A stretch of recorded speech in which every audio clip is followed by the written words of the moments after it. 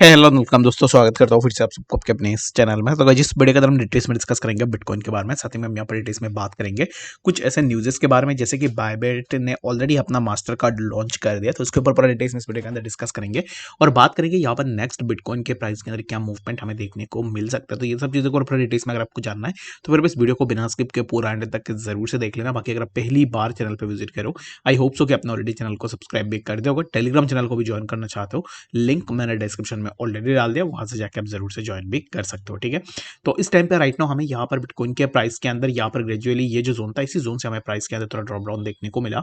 और अगर आप देखोगे तो यहाँ पर ड्रॉप डाउन बीटीसी के प्राइस के अंदर अगर आप देखोगे तो उतना ड्रॉप डाउन हमें देखने को नहीं मिला है। जस्ट 0.68% के आसपास हमें ड्रॉप डाउन देखने को मिला।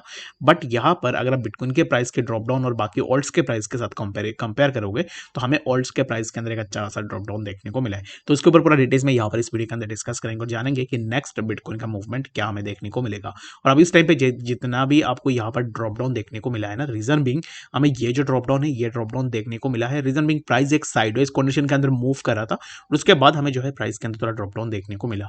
बट अब में से बहुत सारे लोगों के मन में ये भी क्वेश्चन होगा कि बीटीसी इतना नीचे नहीं आया बट हमें ऑल्ट्स के प्राइस के अंदर क्यों इतना ज्यादा ड्रॉप डाउन देखने को मिला।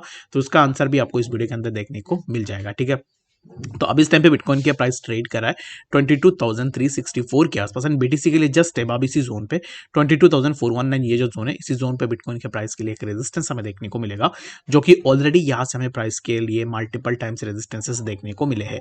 अब इस टाइम पे अगर प्राइस इसी रेजिस्टेंस जोन को ब्रेक करता है तब जाके जो हमें प्राइस के अंदर थोड़ा मूवमेंट देखने को मिलेगा।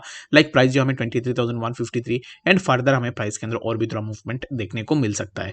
अगर यहाँ पर प्राइस इसी जोन के आसपास ही कंसोलिडेट करता रहे, अगर आप देखोगे तो प्राइस के अंदर कुछ इस तरीके का मूवमेंट हमें देखने को मिला है।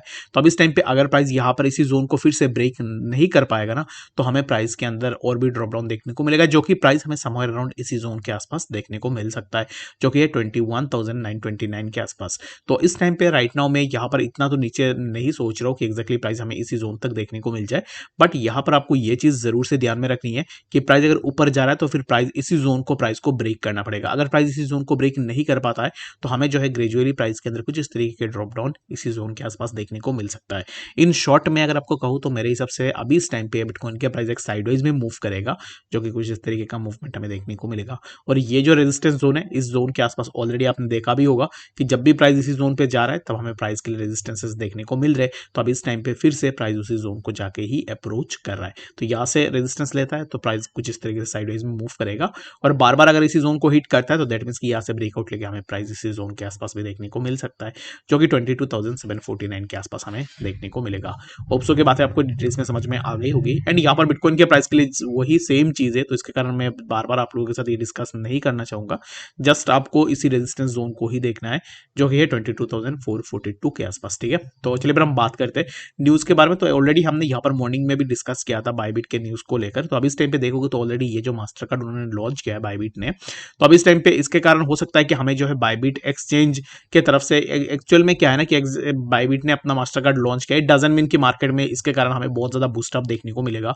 बट ये हमें यही बताता है कि एक्जैक्टली जितने भी क्रिप्टो एक्सचेंजेस है वो एक्सचेंजेस अगर ऐसे पॉजिटिव मूव लेंगे आने वाले टाइम में तो हो सकता है कि हमें क्रिप्टो का ग्रोथ और भी ज्यादा देखने को मिले। और यहाँ पर क्रिप्टो के प्राइस के अंदर मूवमेंट डायरेक्टली प्रोपोर्शनल है क्रिप्टो ग्रोथ के ऊपर। अगर किसी भी कंट्री के अंदर किसी भी बैंक अगर यहाँ पर क्रिप्टो ट्रांजेक्शन बंद कर रहा है दैट मीन्स कि उसका ग्रोथ में ही जो है यहाँ पर प्रॉब्लम आएगा, जिसके कारण अब इस टाइम पे बायबिट ने ही एक स्टेप लिया है जहां पर वो अब इस टाइम पे मास्टर कार्ड को लॉन्च कर चुके हैं। तो आने वाले टाइम में हो सकता है कि हमें बाइनेंस में देखने को मिले और बाकी जितने भी एक्सचेंजेस है उन एक्सचेंजेस जो है अपना यहाँ पर किसी बैंक के साथ पार्टनरशिप करके अपना डेबिट कार्ड भी लॉन्च करें। और ये जो डेबिट कार्ड है इस डेबिट कार्ड से आप यहाँ पर कुछ ही यहाँ पर कंट्रीज के लिए उन्होंने अब इस टाइम पे लॉन्च किया है। आई थिंक यूएस में आपको मिल जाएगा और बाकी और एक ऐसे 2 कंट्रीज है जहां पर आप इस डेबिट कार्ड का यूज कर सकते हो। और इसका यूजेस क्या होगा कि आप क्रिप्टो से कुछ भी परचेज अगर आप करना चाह रहे हो तो by using of this card आप अपना यहाँ पर यूजेस भी कर सकते हो। ठीक है, तो चलिए फिर हम बात करते हैं इथेरियम के बारे में। तो इथेरियम को ना अभी इस टाइम पे मुझे ऐसा लग रहा है कि इथेरियम के प्राइस के अंदर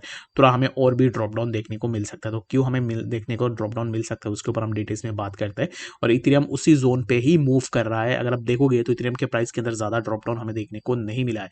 जैसे ही बिटकॉइन के प्राइस के अंदर मूवमेंट हुआ वैसे सिमिलर काइंड ऑफ मूवमेंट हमें इथेरियम के प्राइस के अंदर भी देखने को मिला। तो अब इस टाइम पे इथेरियम हमें यहाँ से ये जो जोन है इसी जोन के आसपास देखने को मिल सकता है 1571 और 1571 यहाँ पर ऑलरेडी इथेरियम के लिए तो हमें रेजिस्टेंसेस देखने को मिला है, बट अगर प्राइस के अंदर ज़्यादा स्ट्रेंथ होता तो प्राइस इसी जोन को ब्रेक नहीं करता, ठीक है। तो ये जो ट्रेंड लाइन है, इसी ट्रेंड लाइन को अगर आप देखोगे ऑलरेडी इथेरियम के प्राइस के लिए मल्टीपल टाइम्स इसी ट्रेंड लाइन ने अपना सपोर्ट प्रोवाइड करवाया, बट अब इस टाइम पे फाइनली इथेरियम ने इसी ट्रेंड लाइन में जो ट्रेंड लाइन सपोर्ट को ब्रेक किया, and after breaking down this trend line support यहाँ से हमें प्राइस के अंदर ड्रॉप डाउन भी देखने को मिला है। तो नेक्स्ट क्या मूवमेंट हम यहाँ से एक्सपेक्ट कर सकते हैं, तो एक्सपेक्टेड मूव यही है कि प्राइस हमें इसी जोन पे देखने को मिलेगा 1571, और 1571 ये जो जोन है, इसी जोन से हमें जो है रिजेक्शन देखने को मिलेगा। After taking rejection from that zone हमें प्राइस के अंदर फर्दर और भी थोड़ा ड्रॉप डाउन देखने को मिल सकता है। तो क्या इस टाइम पे लॉन्ग या शॉर्ट के लिए हम जा सकते हैं, यानी तो मेरे हिसाब से तो राइट नाउ शॉर्ट पोजीशन के लिए अगर आप इथेरियम में देख रहे हो तो फिर इसी जोन को आप टारगेट कर सकते हो 1571, अदरवाइज अब इस टाइम पे आप थोड़ा वेट कर सकते हो, ठीक है। तो इथेरियम में